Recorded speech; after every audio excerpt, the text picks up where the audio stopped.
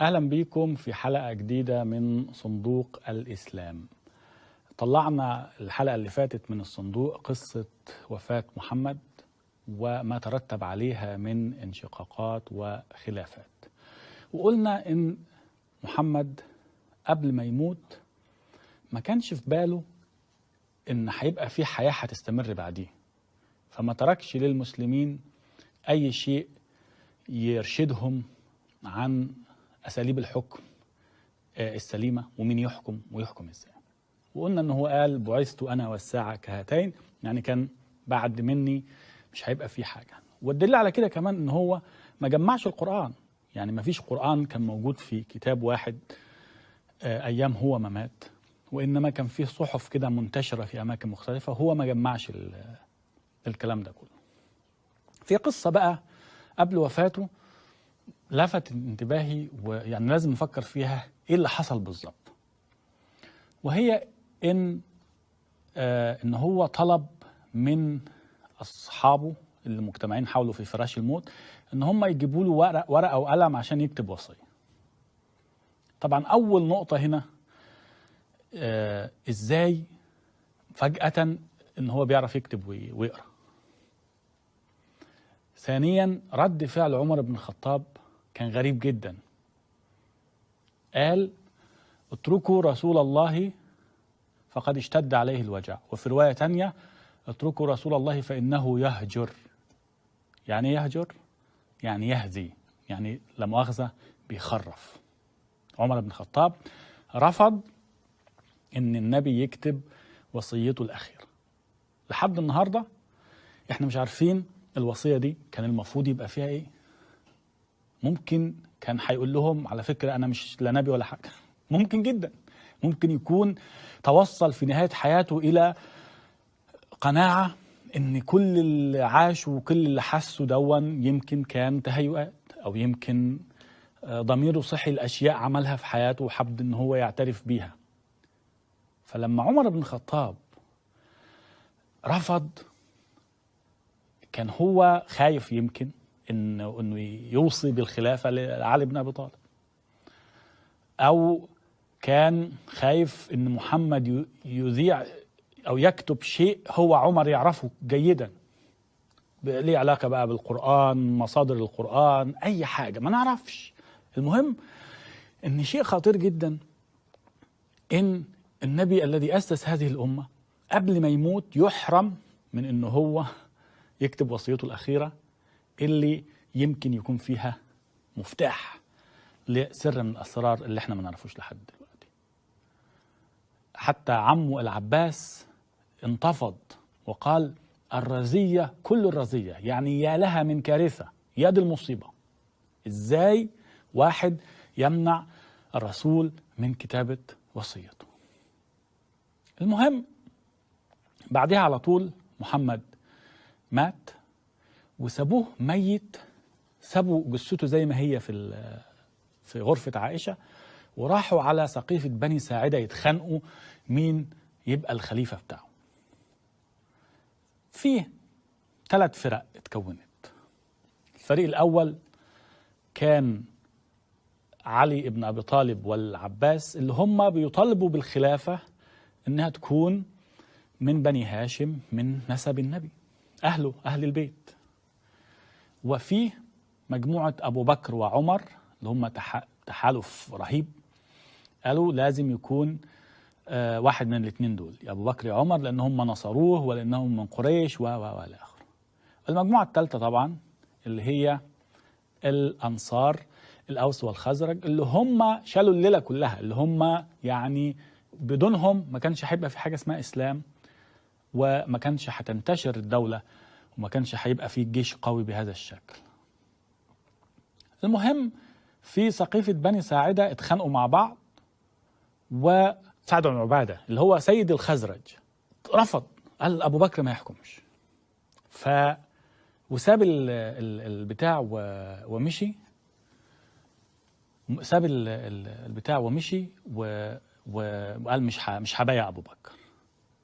يشاء العزيز القدير أن سعد بن عبادة ده يتقتل في الشام بعدها بسنتين. يتقتل في الشام بعدها بسنتين. ليه بعدها بسنتين؟ لأن بعدها بسنتين أبو بكر مات وعمر تولى، وطلبوا من سعد بن عبادة أنه يبايع عمر فرفض. فيبرروا إزاي موت سعد بن عبادة؟ تبرير يعني مضحك، ومؤرخين مسلمين بيكتبوا الكلام دوت. قالوا إيه؟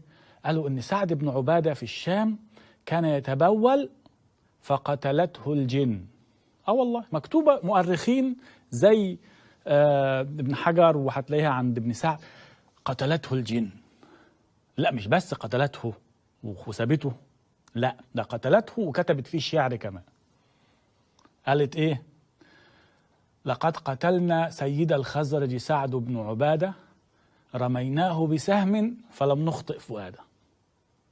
حاجة فل يعني. الجن، ما هو خلاص، ما هو ما دام النبي قال لهم ان كان في جن نزل سمع القرآن واسلم وآمن، وكان بيقول لهم ان النجوم وظيفتها رجوما للشياطين، النجوم اللي هي اصلا يعني بتاخد ملايين السنين عشان توصل الارض،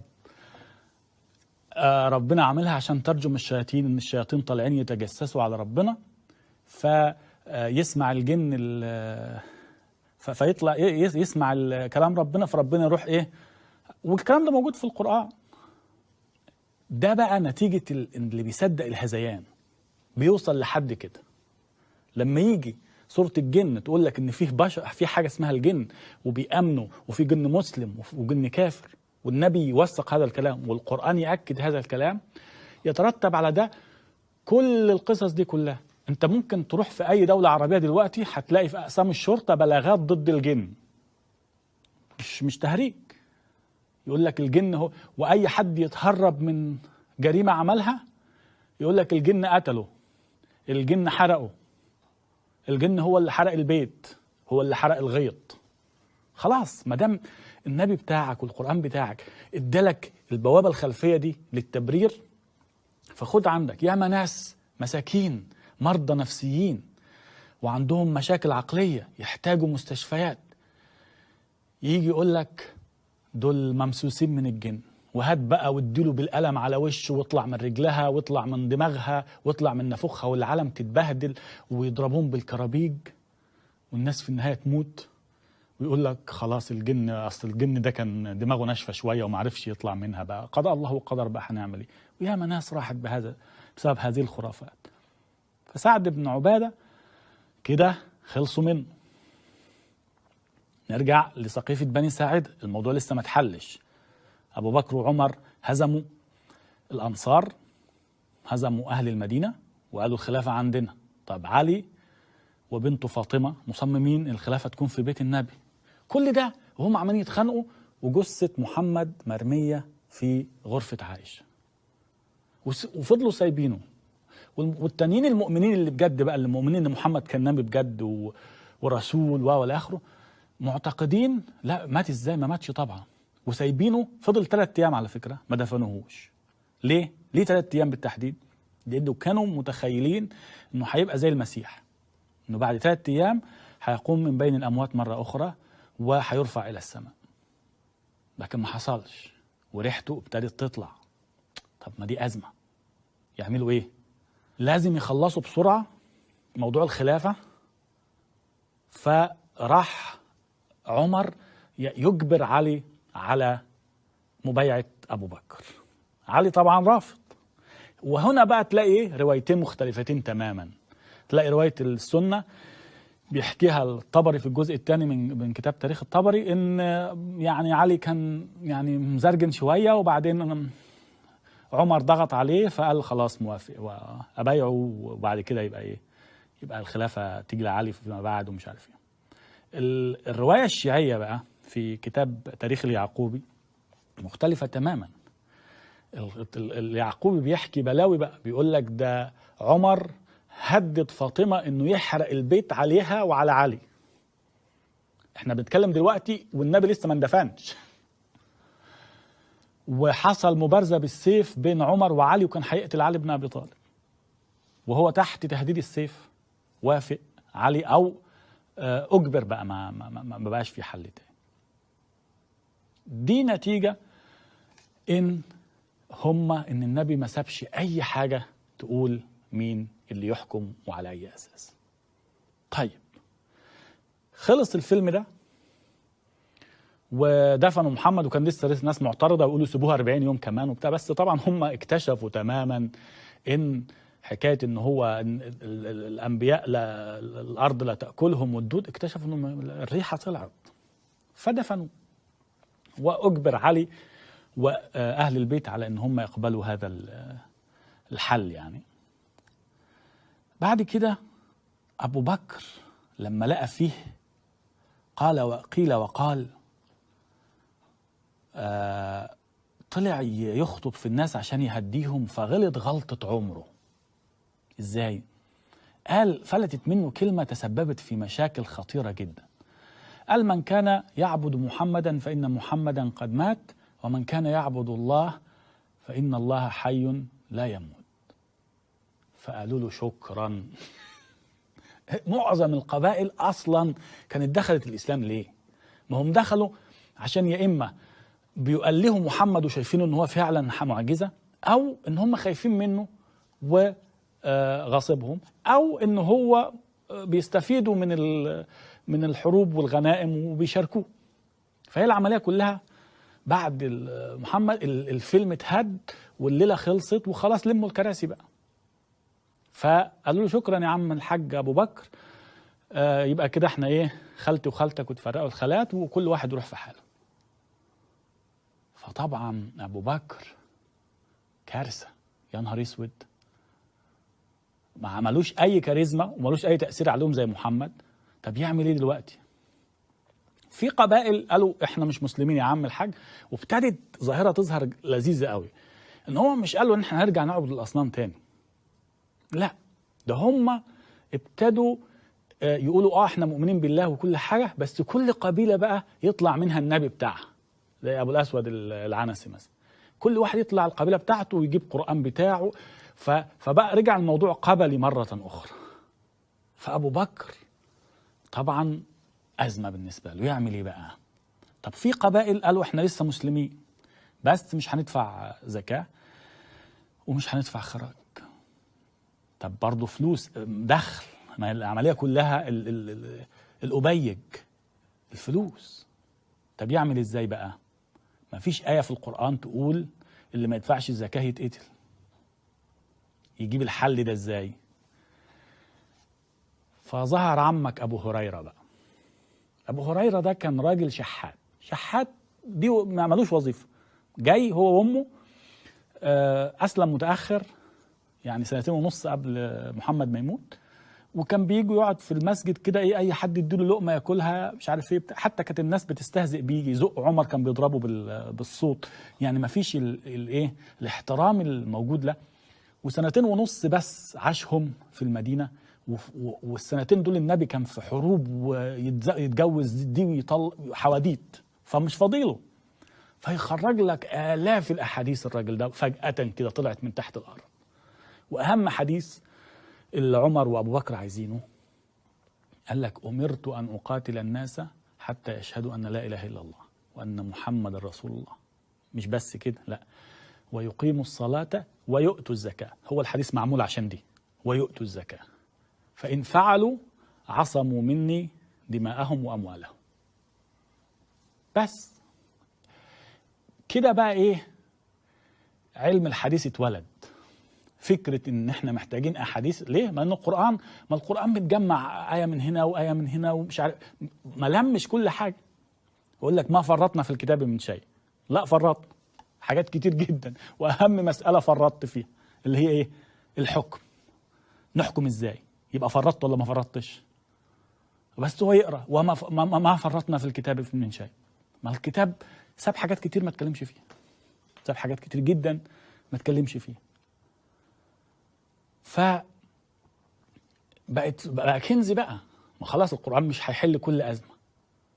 فالحديث بتاع أمرت أن أقاتل الناس ده راح مخرجه أبو هريرة كهدية بقى، إيه، خد يا عم الحاج دي هديتي ليك. وبقى مين اللي اشتغل في الحديث بقى؟ برضو ركز، الحديث مين اللي ابتدى يشتغل فيه؟ الأحاديث المهمة اللي على أساسها اتعملت التشريعات اللي مش موجودة في القرآن. مين؟ عائشة بنت أبو بكر. طلع عنها بقى بتاع 2300 حديث خدوها عنها. طب اشمعنى عائشة بالذات اللي أخدوا عنها كم الأحاديث ده؟ طب هي مش أم سلمة كانت مرات النبي وعاشت معاه سنين؟ ما أخدوش منها غير 6-7 أحاديث ليه؟ صفية مش كانت مراته برضو؟ أخدوا عنها كم حديث؟ 9. ونساء التانيين وبعضهم ولا حديث. اشمعنى عائشة بالذات اللي اتخذ عنها هذا الكم الهائل من الأحاديث؟ عشان بنت أبو بكر، وعشان كانت لازم الأحاديث دي تظبط الدولة بعد ما النبي ما راح وساب نص المسائل مش محسومة. مين تاني اشتغل في الحديث؟ عبد الله بن عمر ابن عمر بن الخطاب. كان صغير كده، عنده بتاع 20 سنة وقت النبي ما مات، فايه ابتدى هو حتى حديث أمرت أن أقاتل الناس ده بقى أبو بكر أبو هريرة طلعه وابن عمر أكده بالذمة. أحاديث زي من بدل دينه فاقتلوه، وزي أمرت أن أقاتل الناس، دي حاجات مسائل حياة أو موت، مسائل حياة أو موت. إزاي حديث بهذا الثقل والأهمية ما يكونش ليه أصل في القرآن؟ مش ربنا بقى بيعمل المانيفستو أو الوصية الأخيرة؟ ما القرآن ده مش هيجي بعديه كتب، القرآن مش هيجي بعديه كتب. فاللي يعمل وصية زي دي، اللي يعمل وصية زي دي يعني ينسى يكتب فيها الحياة والموت، امتى إنسان يتقتل وامتى إنسان يعيش؟ ما ينفعش. فالحديث والقصص اللي عن النبي ابتدى يبقى لها دور بقى، وابتدى يشتغل فيهم ناس قريبين قوي من المجموعة الحلف بتاع أبو بكر وعمر. عائشة، حفصة طلعت برضو أحاديث، يعني حفصة طلعت أكتر من الزوجات التانيات برضو. عبد الله بن عمر برضو طلع له بتاع 2000 حديث. هتلاقي أبو ذر الغفاري اللي هو من قبيلة قطاع الطرق. هتلاقي عروة ابن الزبير ابن العوام اللي هي عائشة تبقى خالته، هو ده أول واحد كتب سيرة النبي أو أجزاء من السيرة. أول واحد عمل المغازي كان عروة ابن الزبير ابن العوام، عائشة تبقى خالته. أبو هريرة برضو يعني كم الأحاديث اللي خرجها، يعني في روايات بتقول إنه طلع 25,000 حديث، والمحدثين أخذوا منه من 5 إلى 6,000 حديث. طب بالذمة واحد قعد مع النبي 2.5 سنين والنبي مشغول لشوشته في حروب وحواديت وقضايا، يعني مش نايم جنبه في السرير. يعني لو حسبت انت 25,000 حديث على 2.5 سنين هتلاقي ان النبي كان بيقول لأبو هريرة كل يوم بتاع حوالي 30 حديث. طب منين؟ ازاي؟ لا، وابو هريرة يقول لك ايه؟ انه كان بيتوضأ قبل كل حديث ومش عارف. طب كل ده يعني فات على الناس ده ازاي؟ القصص دي فاتت على الناس اللي بتسمع الكلام ده ازاي؟ فطبعا القصة كلها كانت معمولة عشان تبرير الحكم اللي جه بعد كده. كل واحد بقى مسك الحكم عايز له كذا حديث يظبطوه. فاللي هيمسك بعد كده من بني أمية عايز أحاديث تشكر بني أمية. اللي مسك بعدهم العباسيين عايز أحاديث تشتم بني أمية وتمدح العباسيين ونسل العباس ونسل بني هاشم وهكذا. وتطورت بقى القصص دي من أبو هريرة اللي هو على فكرة يعني كان معروف عنه إن هو مش بس شحات، لا إن هو نصاب كمان. إزاي؟ إن عمر كافئه فيما بعد ما عمر تولى الخلافة، كافئ أبو هريرة بأنه عينه والي البحرين، بس قعد فيها بتاع 3 سنين نهب البحرين وخد فلوس بيت المال لنفسه، لحد ما عمر رجعه تاني وشتمه وقال له أكلت مال المسلمين، وعزله من ولاية. ومع ذلك أحاديث، وخد عنه الأحاديث ومحدش جرح فيه. أبو هريرة ده راجل ليه؟ لأن أبو هريرة مفيد لكل حاكم يحكم، حتى لدرجة أن عبد الملك بن مروان لما تولى الحكم زار المدينة وراح زار أبو هريرة. راجل مفيد، راجل كأنه زي القرآن بالظبط. يا عم أبو هريرة، عايزين حديث عن الموضوع الفلاني، من عينيا يا باشا، انت تأمرني، أنا سمعت رسول الله صلى الله عليه، أو أي حاجة بقى. بينما نحن جلوس عند رسول الله سمعته بيقول يعني قريش هم ملح الأرض. ليه؟ ما بتوع قريش عايزين يستفيدوا. بني أمية مش عارف. خد عندك أحاديث، الحديث ونقيضه، هتلاقي الحديث ونقيضه، وهكذا. ونفس الحكاية، القصص فضلت تتجمع لحد 130 سنة بعد وفاة محمد. ابتدى واحد اسمه ابن إسحاق يجمع الكلام ده كله ويعمل السيرة اللي هي صلحها فيما بعد ابن هشام، واللي هي بين ايدينا النهارده، وان احنا بنقراها على اساس انها زي القرآن كده، ايه هو ده اللي حصل وهو ده النبي بالظبط، رغم انها مليانة اساطير ومليانة خرافات. وده هيكون موضوع حلقتنا الجاية، سيرة ابن إسحاق دي ايه حكايتها ونشأت ازاي وكان هدفها ايه لما اتكتبت بالظبط. تابعونا على قناة اليوتيوب حامد.tv، وعلى الفيسبوك صندوق الإسلام. نراكم الحلقة القادمة.